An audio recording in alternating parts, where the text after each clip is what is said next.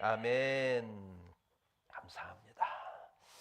우리 하나님 앞에 귀한 말씀 함께 나누도록 하겠습니다. 마태복음 25장 14절에서 30절까지 일어나셔서 함께 말씀을 교독하도록 하겠습니다.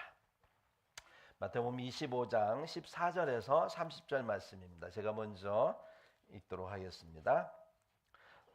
또 어떤 사람이 타국에 갈 때 그 종들을 불러 자기 소유를 맡김과 같으니 각각 그 지는 대로 한 사람에게는 금 5달란트를, 한 사람에게는 2달란트를, 한 사람에게는 1달란트를 주고 떠났더니 5달란트 받은 자는 바로 가서 그것으로 장사하여 또 5달란트를 남기고 2달란트 받은 자도 그같이 하여 또 2달란트를 남겼으되 1달란트 받은 자는 가서 땅을 파고 그 두 주인의 돈을 감추어 두었더니 오랜 후에 그 종들의 주인이 돌아와 그들과 결산할세 5달란트 받았던 자는 5달란트를 더 가지고 와서 이르되 주인이여 내게 5달란트를 주셨는데 보소서 내가 또 5달란트를 남겼나이다. 그 주인이 이르되 잘하였도다 착하고 충성된 종아 내가 적은 일에 충성하였으니 내가 많은 것을 내게 맡기리니 내 주인의 즐거움에 참여할지어다 하고 2달란트 받았던 자도 와서 이르되 주인이여 내게 2달란트를 주셨는데 보소서 내가 또 2달란트를 남겼나이다. 그 주인이 이르되 잘하였도다 착하고 충성된 종아 내가 적은 일에 충성하였으니 내가 많은 것을 내게 맡기리니 내 주인의 즐거움에 참여할지어다 하고 1달란트 받았던 자는 와서 이르되 주인이여 당신은 굳은 사람이라 심지 않은 데서 거두고 해치지 않은 데서 모으는 줄을 내가 알았으므로 두려워하여 나가서 당신의 달란트를 땅에 감추어 두었었나이다 보소서 당신의 것을 가지셨나이다 그 주인이 대답하여 이르되 악하고 게으른 종아 나는 심지 않은 데서 거두고 해치지 않은 데서 모으는 줄로 내가 알았느냐. 그러면 내가 마땅히 내 돈을 취리하는 자들에게나 맡겼다가 내가 돌아와서 내 원금과 이자를 받게 하였을 것이니라 하고 그에게서 그 1달란트를 빼앗아 10달란트 가진 자에게 주라. 무릇 있는 자는 받아 풍족하게 되고 없는 자는 그 있는 것까지 빼앗기리라 함께 있습니다. 이 무익한 종을 바깥 어두운 데로 내쫓으라. 거기서 슬피 울며 이를 갈리라 하니라. 아멘. 네, 다 같이 앉으시기 바랍니다. 오늘 핵심 말씀은요 15절하고 19절입니다. 또 어떤 사람이 타국에 갈새 그 종들을 불러 자기 소유를 맡김과 같으니 소유를 맡겼답니다. 그리고 19절 오랜 후에 그 종들의 주인이 돌아와 그들과 결산할세 결산하는 일이 있다고 합니다. 사랑하는 성도 여러분, 오늘은 그리스도인의 책임의식에 대해서 함께 말씀을 나누려고 합니다. 하나님은요 우리를 리더로 세우셨습니다. 믿으십니까? 창세기 1장 28절에 보니까 하나님이 우리를 창조하셔서 복을 주시는데 땅을 정복하고 모든 생물을 다스리라 라고 하는 복을 주셨어요. 그래서 우리는 리더입니다. 실제로 하나님은요 에덴 동산에 아담을 창조하셔서 아담에게 동산지기라고 하는 직임을 주세요. 그리고 그에게 동산을 책임지게 하셨습니다. 그리고 한참 후에 주님은 아담을 떠나 계시다가 창세기 3장 8절에 보면 바람 부는 날 아담을 찾아오셨다 이렇게 말씀하고 있습니다. 그리고 이 아담에게 찾아오셔서 하나님께서 주신 말씀을 잘 지켰는지 안 지켰는지 그것으로 에덴 동산을 잘 다스렸는지 이 부분에 대해서 주님이 책임을 물으시는 장면이 나옵니다. 그렇게 하나님은요 이 땅에 우리를 창조하셔서 세상을 다스릴 수 있는 권한을 주세요. 그리고 그 권한에 따라서 또 우리에게 책임을 물으신다는 거예요. 왜 그러시냐면 우리는 장차 그리스도의 형상으로 하나님 나라에 들어갈 사람들입니다. 그리스도의 나라에 들어가서 그 나라를 유업으로 받아서 살 사람들이에요. 그래서 우리를 왕같은 제사장이라고 주님께서 말씀하셨죠. 그래서 앞으로 우리에게 주어지는 귀한 직임은 왕같은 제사장이 돼서 그리스도의 나라를 함께 예수님과 함께 다스리게 됩니다. 왕같은 제사장이 가장 필요한 게 뭐냐면 책임의식입니다. 책임을 져야 된다는 거예요. 그래서 그 책임의식을 갖게 하기 위해서, 우리를 훈련시키기 위해서 우리는 이 땅에 살고 있는 겁니다. 아멘. 여러분, 하나님의 뜻을 우리가 알고 그렇게 인생을 살아갈 때 우리는 함부로 살아가지 않죠. 근데 하나님을 모르니까요. 하나님의 뜻을 모르니까 사람들은 인생을 살아갈 때 책임지는 삶을 싫어합니다. 왜 그러냐면 부담스럽기 때문에 그렇습니다. 우리가 세상을 책임지기에는 너무나 우리는 스스로 약해 보이고 그리고 부족하고 불완전하기 때문에 세상을 책임진다는 게 참 두렵고 떨립니다. 그래서 회피하고 싶고 도망가고 싶은 생각이 절로 들죠. 그게 인간의 마음입니다. 그래서 실제로 우리가 살면서 책임질 일이 생기면 우리는 이렇게 반응합니다. 일단은 부인합니다. 내가 언제 그랬는가? 난 그런 적 없다. 우리 아이들도 보면 잘못했을 때 눈앞에서 딱 보이는데도 불구하고 회피해요. 갔다가 뭐 쓰레기 같은 거 버리고 나면 왜 버렸느냐, 이거 책임지라고, 그래서 이거 갖다 버려 그러면 내가 안 했는데요, 막 이래요. 아니 딱 봤는데도. 처음에 우리가 그 반응하는 게 벌써 부인하는 거예요. 내가 안 했는데요, 그러고. 그래도 이제 해결이 안 되면 변명하기 시작합니다. 뭐라고 하죠? 나도 어쩔 수 없이 그렇게 했어요. 제가 꼬드겨서 그랬어요. 그러면서 남 탓하고 변명하기 시작하죠. 그래도 해결이 안 되면 어떻게 할까요? 분노하기 시작해요. 그리고 또 원망합니다. 누가 뭐 이 일을 하고 싶다고 했나? 왜 나한테 맡겨놓고 이거에 대해서 책임을 묻냐고. 그래서 일을 맡겨주신 분에 대해서 원망하게 되죠. 그래도 잘 안 되면, 해결이 안 되면 이제 나중엔 체념해요. 받아들입니다. 그리고 나서 끝까지 협상하려고 들죠. 미안합니다. 잘못했습니다. 앞으로 제가 잘할 테니까 한 번만 용서해 주세요. 이렇게 협상을 합니다. 그렇게 하는 것이 인간이 가지고 있는 죄를 가진 그런 연약한 우리들의 모습입니다. 아담도 그랬고요. 아담의 후손인 저와 여러분도 그렇습니다. 근데 하나님은요, 그럼에도 불구하고 우리에게 책임지기를 원하세요. 실수하더라도, 넘어지더라도, 제대로 못하더라도 우리에게 책임을 지기를 원하십니다. 왜냐하면 책임을 져야 변화하고 또 성장할 수 있기 때문에 그렇습니다. 우리 하나님은 먼저 우리에게 책임지는 모습을 보여주셨습니다. 우리 하나님께서 어떤 책임을 지셨느냐? 하나님의 책임은 뭐였느냐면 우리를 창조하실 때 우리를 너무나 연약하게 사탄의 유혹에 취약하게 창조하셨다는 것을 주님은 아십니다. 그렇게 창조하셨기 때문에 우리에 대해서 책임을 지시려 하십니다. 우리는 너무나 연약하고요, 너무나 부족하고 너무나 불완전한 존재입니다. 그래서 에덴 동산에 만들어 놓자마자 얼마 안 돼가지고 어떻게 됐어요? 사탄의 유혹에 훌라덩 넘어가 버렸어요. 얼마 되지 않아서. 애초에 하나님께서 우리를 창조하실 때 사탄을 이길 만한 능력을 주시고 그 유혹을 우리가 분별할 수 있는 지혜를 주셨더라면 우리는 아마 안 넘어가지 않았을까요? 근데 그런 것 없이 우리가 창조됐기 때문에 우리는 넘어가게 됐던 거죠. 이렇게 해서 우리가 실수하게 돼서 죄를 진 거에 대해서, 그리고 하나님이 우리를 창조하신 모습이 너무 연약한 그런 모습으로 창조했기 때문에 그 연약함에 대해서 하나님은 스스로 책임지시기로 작정하셨던 겁니다. 그래서 에덴 동산에서 그 연약한 아담과 하와를 보호하기 위해서 짐승을 죽여서 옷을 해입히죠. 가죽 옷을 해입혀서 보호하십니다.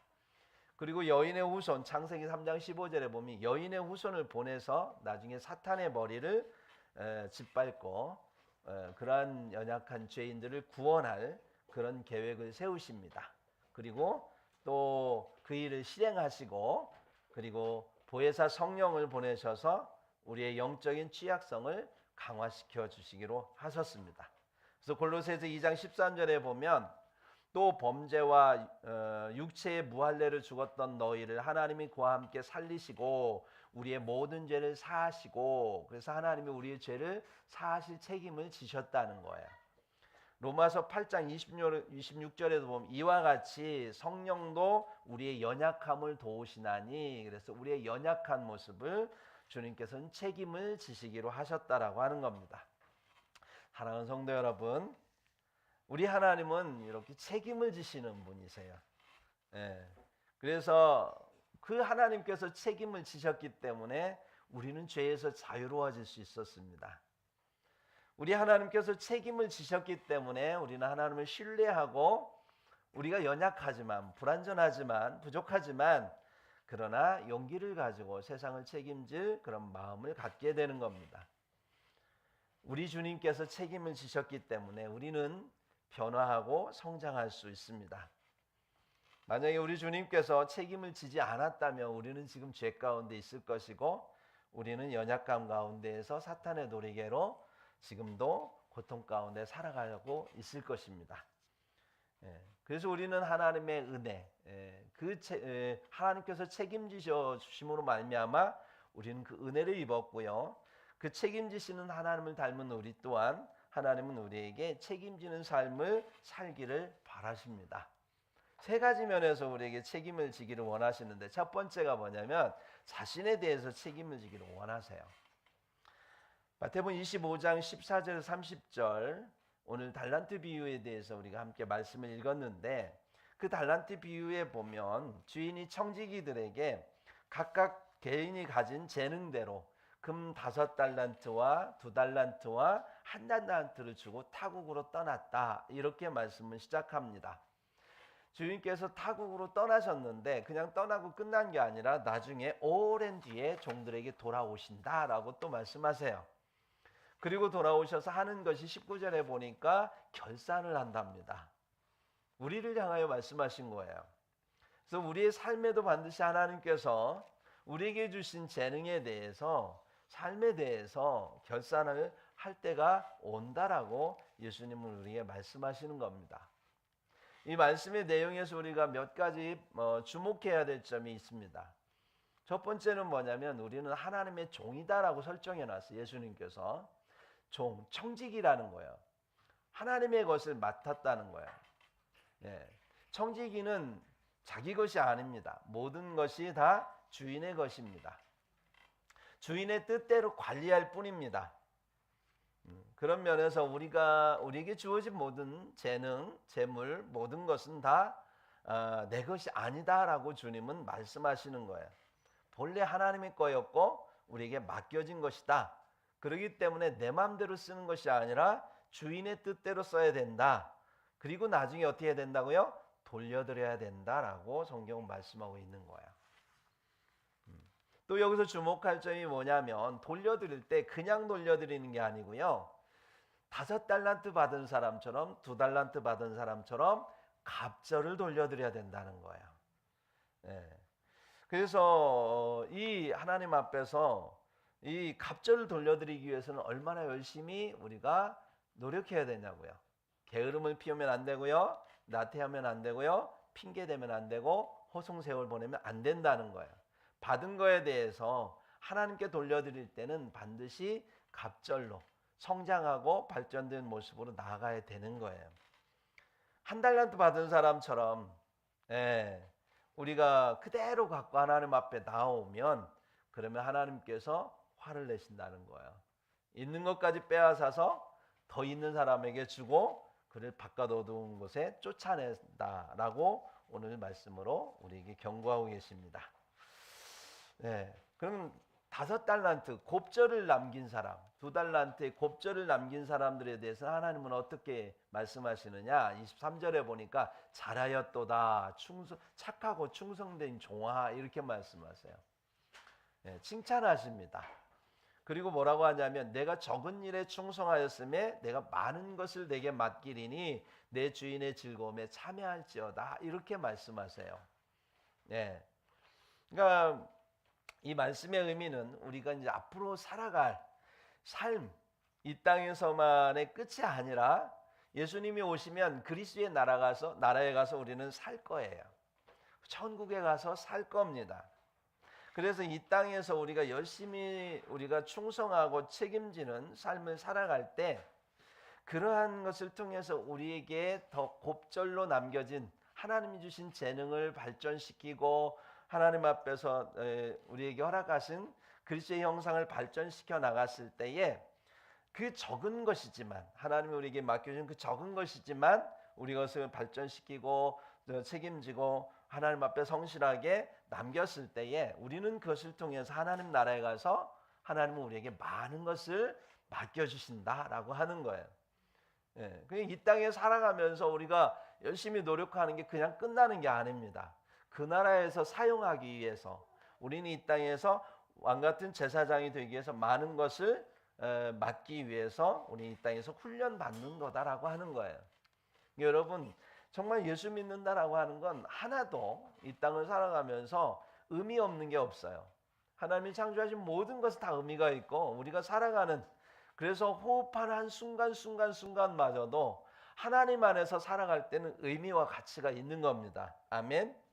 예, 갈라디아서 6장 4절에서 5절에 보면 각각 자기의 일을 살피라. 그리하면 자랑할 것이 자기에게는 있어도 남에게는 있지 아니하나니 각각 자기의 짐을 질 것이라. 예, 자기의 일을 살피고 자기의 짐을 각각 자기가 져라. 이렇게 말씀하십니다. 데살로니가후서 3장 10절 12절에도 보면 우리가 너희와 함께 있을 때에도 너희에게 명하기를 누구든지 일하기 싫어하거든 먹지도 말게 하라 하였더니 일하라는 거예요. 예. 일하기 싫으면 먹지 말라고 하는 거예요. 책임지라는 거죠. 자기의 삶에 대해서. 우리가 들은즉 너희 가운데 게으르게 행하여 도무지 일하지 아니하고 일을 만들기만 하는 자들이 있다 하니 이게 게으름 피면서 일을 만드는 자들, 일하기보다는 일을 만드는 자들이 있다는 거예요. 이런 자들에게 우리가 명하고 주 예수 그리스도 안에서 권하기를 조용히 일하여 자기 양식을 먹으라 하노라. 예, 열심히 벌어서 자기의 삶을 챙겨야지 자꾸 게으름 피고 일만 만들고 남한테 손 벌리면서 살지 말라는 거예요. 기본적으로 우리에게 주어진 재능을 가지고 열심히 일하라고 하는 겁니다. 잠언 10장 4절에도 보면 손을 게으르게 놀리는 자는 가난하게 되고 손이 부지런한 자는 부하게 되느니라. 이게 하나님께서 이 세상에 만든 원리입니다. 잠언 6장 10절에도 보면 좀 더 자자 좀 더 졸자 손을 모으고 좀 더 누워있자 하면 내 빈궁이 강도같이 오며 내 곤핍이 군사같이 이르리라. 이렇게 말씀하고 있어요. 하나님이 이 세상을 만드실 때 창조 원리가 그래요. 고린도전서 10장 31절에도 보면 그런즉 너희가 먹든지 마시든지 무엇을 하든지 다 하나님의 영광을 위하여 하라. 너희의 삶은 네 마음대로 사는 게 아니라 하나님의 영광을 위하여 우리에게 주어진 것이다. 근데 그 영광이 뭐냐면 성실하게 자신의 삶을 살아내는 거다라고 하는 거예요. 예. 저희가 자신에 대한 삶을 책임진다면 두 번째 우리가 책임져야 될 삶의 영역이 있습니다. 그렇게 해서 우리가 우리 자신을 책임지고 또 넘치는 재능을 갖게 되고 그것을 통해서 우리에게 부어준 하나님의 축복 가운데 우리가 책임져야 될 대상이 누구냐면 이웃입니다.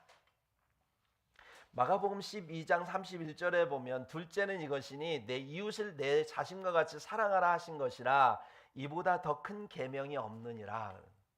우리에게 주신 계명 중에 10가지 계명 중에 그 계명 중 가장 큰 계명이 뭐냐면 내 이웃을 내 몸과 같이 사랑하라는 거예요. 내 자신과 같이.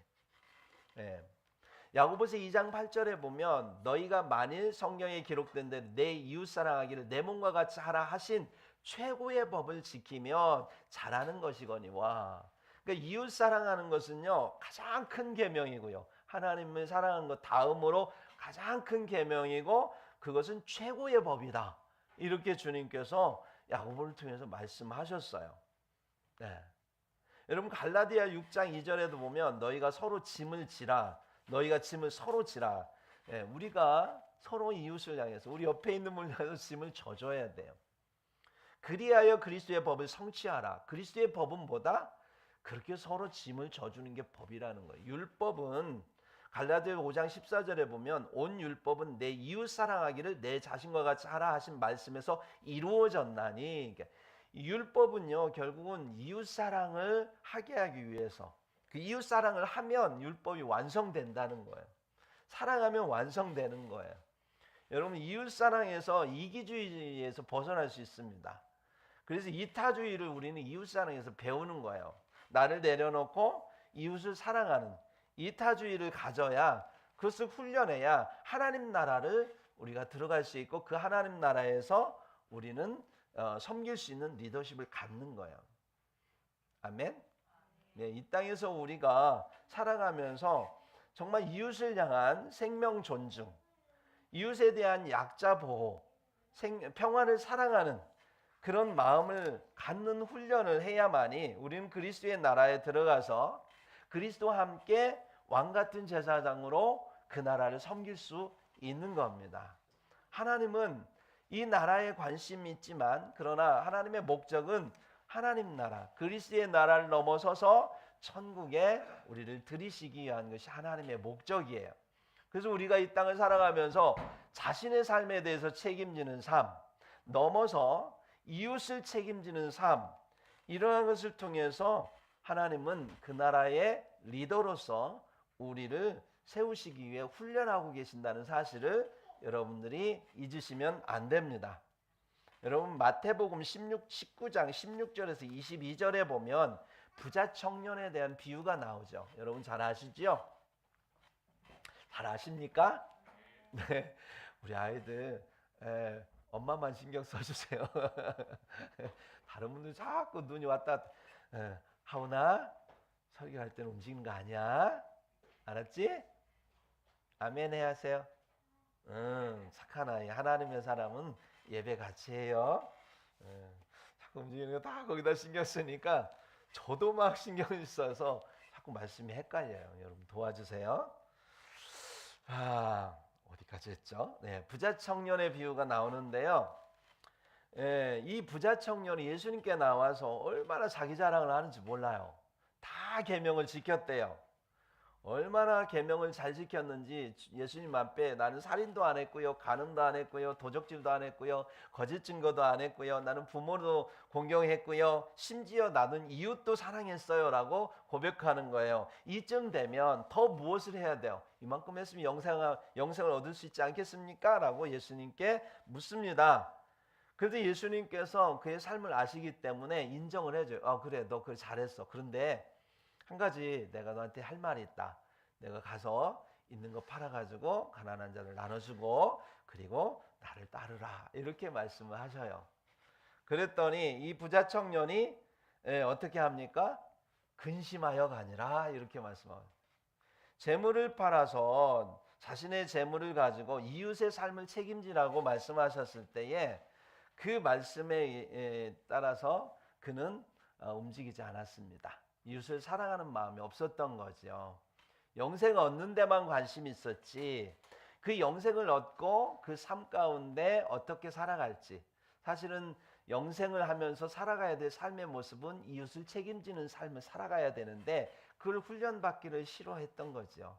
예수님의 그 말씀을 결국은 순종하지 않아서 그는 예수님을 따르지 않았다는 거예요.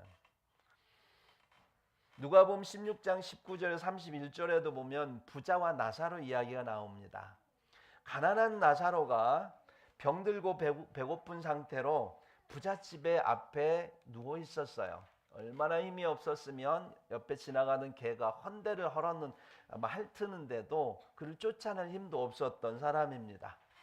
그런데 반면에 거기에 부자에 대해서 뭐라고 묘사되어 있냐면 이 부자는 날마다 거기에서 호화롭게 연락하였더니 날마다 잔치를 벌였대요.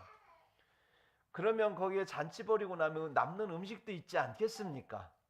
그러면 내가 귀하게 그를 초청해서 함께 잔치는 못할 망정 남은 음식이라도 종들을 통해서 그 나사로를 섬길 수도 있었을 텐데 전혀 마음이 없었던 거죠.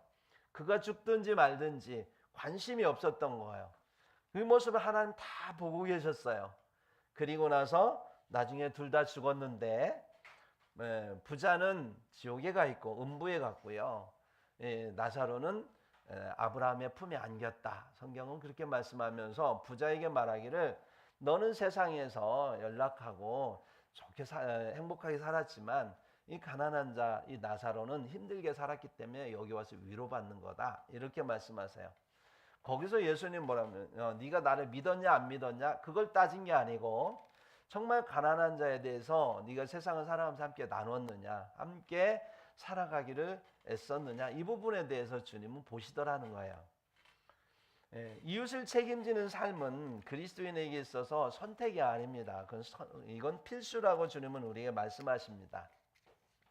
구원을 받고 성령 받아서 하나님의 성전이 된 그리스도인은 우리 주변의 이웃을 돌아보고 그들의 고통에 귀를 기울여야 합니다. 할 수 있는 대로 그들을 돌아보고 그리고 그들에게 돌보고 위로할 수 있는 마음을 갖고 그렇게 살아야 됩니다. 마태복음 25장 31절 46절에 보면 양과 염소의 비유에 대해서 주님께서 계속해서 말씀하십니다. 거기에 보면 예수님께서 오실 때에 모든 민족을 모아놓고 예수님께서 심판하십니다. 그런데 둘로 나눠요. 양과 염소로 나눈다고 하세요. 근데 양이 누군가 했더니 오른편의 양들을 보니까 그들에게 예수님이 이렇게 말씀하시죠. 지극히 작은 자 하나에게 너희들이 줄일 때 먹을 것을 주었고 목마를 때 마실 것을 주었고 나그네 되었을 때 영접하였고 헐벗었을 때에 옷 입혀 주었고 병들었을 때 돌봐 주었고 옥에 갇혔을 때 와서 위로해 주었다라고 얘기합니다. 그게 곧 내게 한 것이다 라고 주님 말씀하시면서 너희는 의인이다 이렇게 칭하시는 거예요. 근데 반면에 왼편에 있는 염소에게 이렇게 말씀하세요. 너희는 그렇게 하지 않은 사람들이라는 거예요. 줄일 때 먹을 거 안 줬다는 거예요. 목마를 때 마실 거 안 줬다는 거예요. 나그네 되었을 때 영접하지 않았고 헐벗었을 때 옷 입혀주지 않았고 병들었거나 옥에 갇혔을 때 돌아보지 않았기 때문에 너희는 염소고 너희는 영벌의 심판을 받으라 이렇게 주님 말씀하세요. 정말 무서운 말씀 우리에게 하십니다. 신앙생활 열심히 했습니다. 왼편에 있는 이분들도 열심히 했어요. 그분들은 주님께 강변할 것입니다. 내가 주의 이름으로 귀신도 쫓아내고 내가 주의 이름으로 선지자 노릇도 하고 내가 주의 이름으로 많은 권능도 행했지 않습니까? 내게 믿음이 있지 않았나요? 믿음이 있으니까 이런 일이 나타나지 않았습니까? 그러니까 믿었으니까 나를 천국에 보내달라고 강변할 수 있겠지만 예수님 말씀하시는 건 뭐라고 하십니까? 마태복음 7장 23절에 그때 내가 그들에게 밝히 말하되 내가 너희를 도무지 알지 못하니 불법을 행하는 자들아 내게서 떠나가라 하니라 이렇게 말씀하신대요. 그래요. 믿음으로 구원받습니다. 그런데 말로만 시인하는 믿음을 주님은 원하지 않습니다. 사랑의 마음을 가지고 하나님께 드리고 이웃과 나누는 그런 믿음을 원합니다. 사랑이 없으면 아무것도 아니라고 주님 말씀하세요. 믿음의 능력으로 무언가를 할 수 있지만 그러나 믿음의 능력만 가지고 무엇을 하는 그러한 것은 다 부질없다는 거예요. 믿음의 능력을 우리에게 주신 이유는 사랑의 마음을 기르기 위해서 우리 마음 가운데 사랑의 마음을 기르게 하기 위해서 예수님의 마음을 품게 하기 위해서 주신 도구가 바로 믿음의 능력입니다. 그래서 그러한 능력을 가지고 그 마음을 우리 마음 가운데 갖지 못하면 품지 못하면 기르지 못하면 아무것도 아니다 주님 말씀하시는 거예요. 그러니까 능력이 없어도 그리스도의 사랑하는 마음이 있으면 그는 큰 자입니다. 능력이 많이 있어도 사랑하는 마음이 없으면 그는 가장 작은 자입니다. 그러므로 우리가 서로 사랑하기를 원합니다. 우리 옆에 있는 분을 다시 한번 인사합시다. 사랑합니다. 네, 우리 교회는 사랑해야 됩니다. 아멘. 예, 와가지고 예배만 드리고 하는 공동체가 아니에요. 서로 돌봐줍시다. 서로 아파할 때, 힘들어할 때 서로 고민을 나누고 기도해주고 서로 섬겨주고 그리고 그 사랑으로 또 우리의 주변의 이웃들에게 관심을 가줍시다. 그래서 제가 아까 광고 가운데 온장고 얘기를 한 겁니다. 새벽에 나갈 때마다 참 섬겨드리고 싶어요. 뭐 요즘에 가난한 사람이 어디 있습니까? 다 나라에서 돕는데 뭐 무슨 도움이 필요하겠습니다. 아니에요. 물질을 돕자는 얘기가 아닙니다. 마음을 나누라는 거예요. 지금 우리나라 사회의 가장 문제는 뭐냐면 마음을 나누지 않기 때문에 그래서 사회가 이렇게 각박한 거예요. 정의를 이야기하는데 마음을 나누지 않아요. 남을 죽이고 막 정의를 이야기하면서 칼을 들이대고 막 서로 나누고 하는데 그 사람들의 마음을 쪼개는데 내 마음을 쪼개지는 않아요. 내 마음 쪼개서 나누기보다는 다른 사람 마음을 쪼개는데 열심인 세상이지 않습니까? 누가 우리의 마음을 나눠서 예수님처럼 당신의 살과 피를 나눠서 우리에게 나눠주는 것처럼 우리도 우리의 마음을 나눠서 가난한 자들에게, 소외된 자들에게 우리가 마음을 나눌 수 있을까요? 그래서 우리의 주변에 그런 분들을 우리가 눈여겨볼 수 있어야 되고, 그 가난한 자들, 그 소외된 자들에게 주님은 그들과 함께 계시더라고요. 그리고 작은 것 하나에도, 여러분 우리 여러분 전도하면서 오셨죠? 막 그거 싸갖고 열심히 해갖고 드릴 때 사람들이 고마워하던가요? 감사해하던가요? 와, 정말 힘들죠? 우리는 얼마나 노력했는데 막 우리 돈 들여가지고 막 포장해가지고 막 해서 그 추운 날씨에 막 주는데 사람들은 막 이러면서 안 받으려고 하고, 받아도 막 굉장히 막 마음이 그렇고. 근데요, 새벽에 청소하시는 분들 참 많은 바카스 한 병 주는데요, 인사를 대여섯 번 하는 거예요. 너무 미안해요, 주기가. 내가 받는 그 감사와 그분이 주는 마음은 그냥 바카스 한 병이 아니고요, 막 때로는 사과 한 박스라도 드리고 싶어요. 드릴 때마다. 마음은 그런데 형편이 그러니까. 그런데 그리스도의 마음이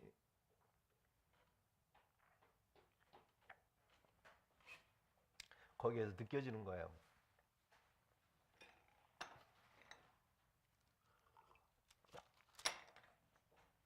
여러분, 영생하는 마음은 거기에 있더라고요.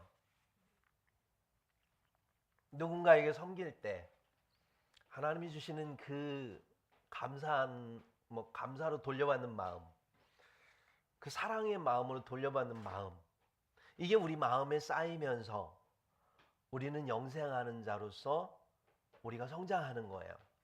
내가 누군가에게 섬기고 나누고, 그래서 그들로부터 하나님이 주시는 그 마음, 전달되어지는 마음을 통해서 우리의 영혼이 자라는 겁니다. 2달란트 받은 사람이 4달란트를 남기는 거고요, 5달란트 받은 사람이 10달란트를 남기는 거예요. 나누기 싫어하는 사람, 그 사랑의 마음을 여기에다 꼭 담아놓는 사람, 그래서 주님 오시면 그거 1달란트 갖고 가서, 당신은 인색하신 분입니다, 당신은 심고 막 노력해서 얻으시는 분이 아니라 그냥 줘놓고 나중에 뺏는 분입니다, 이런 식으로 얘기하는 1달란트 가진 사람처럼 그냥 그대로 갖고 가면 주님은 그를 심판하신다고 성경은 말씀합니다. 여러분, 하나님 안에서 우리가 이웃을 책임지는 삶, 크게 책임질 수 없다면 작은 거라도 마음을 나누는 삶을 통하여 이웃을 책임지는 삶을 살아가기를 예수 그리스도의 이름으로 축복합니다. 세 번째로, 오늘 말씀 좀 길어서 죄송합니다. 그리스도인들이 책임져야 될 대상이 교회입니다. 그리스도의 교회를 세우는 일은 바로 하나님 나라를 세우는 일입니다. 예배 드리는 것도, 그리고 여러분들이 서로 가르치는 일도, 친교, 봉사, 헌신하는 일도, 선교하고 전도하는 모든, 그래서 복음을 전하는 모든 것이 교회를 세우는 일입니다. 주님께서 십자가에 못 박히신 것은 교회를 세우기 위한 목적이었습니다. 마태복음 16장 18절에 제자들을 열심히 훈련시키고 뭐라고 하시냐면, 내가 이 반석에 내 교회를 세우겠다 말씀하십니다. 제자들을 훈련시킨 목적은 교회 세움이었습니다. 그리고 그들이 하나님 안에서 교회를 이루게 하기 위해서, 하나가 되게 하기 위해서 사도행전 20장 28절에 보니까 하나님이 자기 피로 사신 교회를 보살피게 하셨느니라.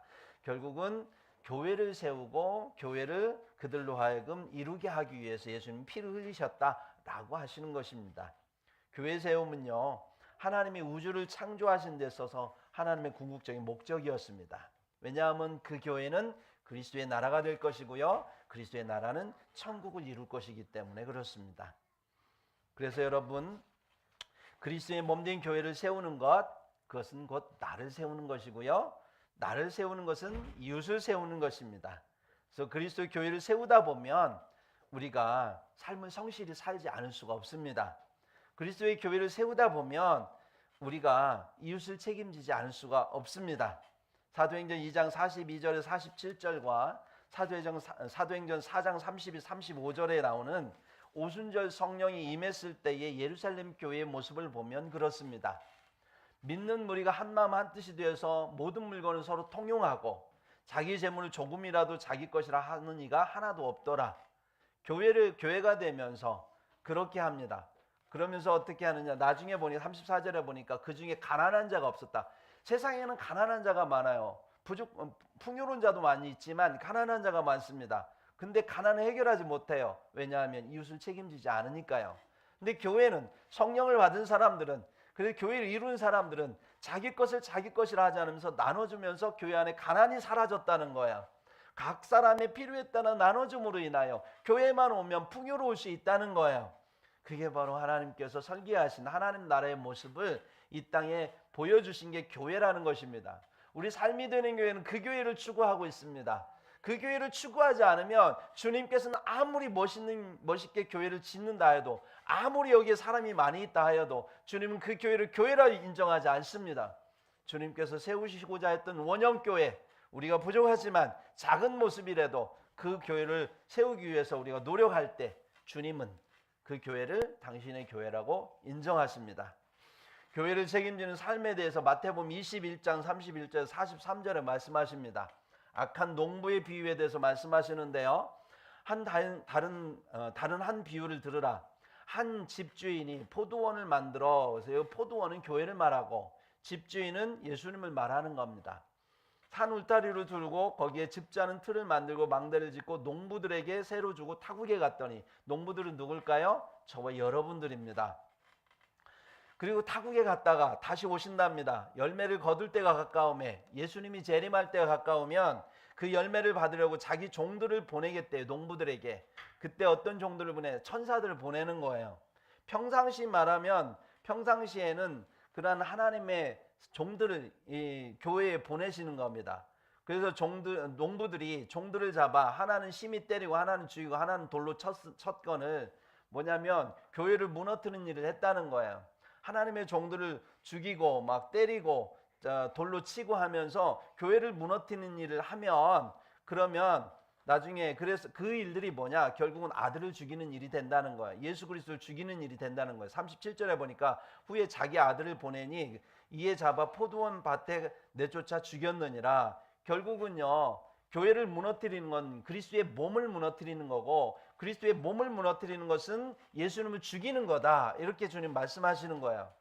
그래서 40절에 보면 포도원 주인이 올 때에, 누구예요? 예수님 재림하실 때에 그 농부들을 어떻게 하겠느냐, 그 교회를 세우라고 한 사람들을 어떻게 하겠느냐. 그들이 말하되 이 악한 자들은 진멸하고 포도원은 제때의 열매를 바칠 만한 다른 농부들에게 새로 줄지니라. 그래서 교회를 무너뜨리는 자들에 대한 진멸하신답니다. 그리고 그 교회에 남아있는 사람들 있잖아요. 남은 자들을 갖다가 다른 농부들에게 주겠다는 거예요. 그래서 그리스도의 나라를 이루게 될 때에는 그 교회를 책임졌던 분들이 그 교회를 세우게 될 거라는 거죠. 그래서 43절에 보니까 그러므로 내가 너에게 이르노니 하나님의 나라를 너희는 빼앗기고 그 나라의 열매 맺는 백성이 받으리라, 이렇게 말씀합니다. 우리는 교회를 책임져야 됩니다, 여러분. 주님의 교회를 책임져야 돼요. 삶이 되는 교회를 넘어서서 그리스도의 교회를 책임져야 됩니다. 우리 주님이 오시면 우리에게 주님께서 물으실 거예요, 그 책임을. 마태복음 24장 14절에 보면 이 천국 복음이 온 민족에게 증언되기 위하여 온 세계에 전파되리니 그제의 끝이 오리라 말씀하십니다. 그래서 이 교회를 세우기 위해서 우리가 주님의 재림을 기다리는 백성들은 땅끝까지 복음을 전해야 될 그런 책임이 있습니다. 그래서 복음 전도하고 교회 세우고 선교해서 또 땅끝까지 교회 세우는 일은, 이것은 우리 주님께서 가시면서 우리에게 맡기신 지상 명령입니다. 우리 그리스도인들 가운데, 한국 교회인들 가운데 이렇게 생각하는 사람들 많습니다. 나만 구원받고 축복받아서 이 땅에서 잘 먹고 잘 살다가 천국에 가면 그만이다. 이건 아주 천박한, 아주 잘못된 신앙입니다. 그렇게 믿고 주님 앞에 가면 자칫 주님이 이렇게 말씀하실 거예요. 이 불법을 행하는 자들아 내게서 떠나가라. 나는 그런 말 한 적이 없다 말씀하실 수 있어요. 그러므로 우리가 하나님 앞에서 오늘 말씀을 듣고 정말 우리가 변해야 됩니다. 책임지는 삶을 살아야 됩니다. 창세기 3장 8절에 보면 하나님이 에덴 동산에 바람이 불 때 아담과 하와에게 오셔서 심판하셨어요. 요한계시록에 보면 주님이 재림하실 쯤에 세상에 4개의 재앙의 바람이 붑니다. 예. 그리고 그 바람들 통해서 세상이 난리가 났을 때 7번째 나팔이 불면 주님께서 오셔서 저와 여러분을 심판하신대요. 그때 주님이 물으실 거예요. 네 자신의 삶을 책임지는 삶을 살았느냐? 라고 물으실 겁니다. 내가 너에게 말한 대로 이웃을 책임지는 삶을 살았느냐? 물으실 거예요. 내가 너에게 말한 대로 그리스도의 교회를 책임지는 삶을 살았느냐? 라고 주님께서 말씀하시는 겁니다. 그 말씀에 우리가 맞다고, 내가 부족하지만 열심히 했다고 말할 수 없다면 우리는 불법을 행하는 자가 될 것입니다. 주님의 심판 앞에 놓이고 말 거예요. 물론 여러분, 우리가 살아가면서 책임지기에는 연약하고 부족하고 불완전한 거 맞습니다. 우리 주님도 아십니다. 그러나 주님께서 그것을 책임지게 하기 위해서 성령께서 오셨다는 거예요. 그래서 성령께서 우리와 함께 하시면, 그 성령께서 내 안에 일하시면서 나를 책임지게 하고 이웃을 책임지게 하고 교회를 책임질 수 있도록 성령께서 우리에게 능력을 주시고 힘을 주시고 사랑을 주신다라고 하는 것입니다. 그래서 우리가 능히 감당할 수 있으려면 내 힘으로, 내 능력으로, 내 힘으로 감당하려고 하지 마십시오. 감당해도 우리는 실패합니다. 왜냐하면 교만해지니까요. 감당하지 못하고 실패하면 열등감에 빠집니다. 내가 감당하려고 하면 실패해도 성공해도 의미가 없습니다.